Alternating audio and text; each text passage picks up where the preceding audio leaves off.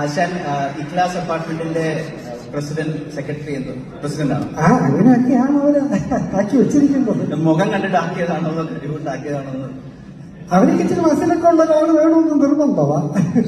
അങ്ങനെ ആക്കിയതായിരിക്കും. അതിന് ഒരുപാട് സന്തോഷം. സിനിമയുടെ ഒരു ട്രെയിലർ ലോഞ്ചിന് വന്നതാണോ?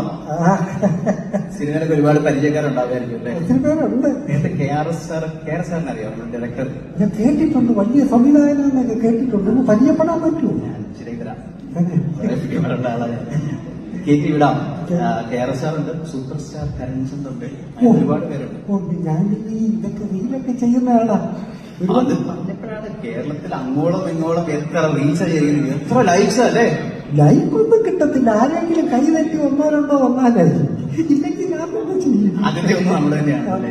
എന്നാലും ആശാൻ ഒരുപാട് സന്തോഷം കണ്ടത്, ഒരുപാട് കേട്ടിട്ടുണ്ട്. കഴിഞ്ഞ പ്രാവശ്യം എന്തോ മറ്റേ സൂര്യനെ പിടിക്കുന്ന എന്തോ ഒരു റീലിട്ട് അത് ആശാനല്ലേ? അതിട്ടു. പിന്നെ ഞാൻ തന്നെ അതിന്റെ മോളിൽ നിലത്ത് വീണു.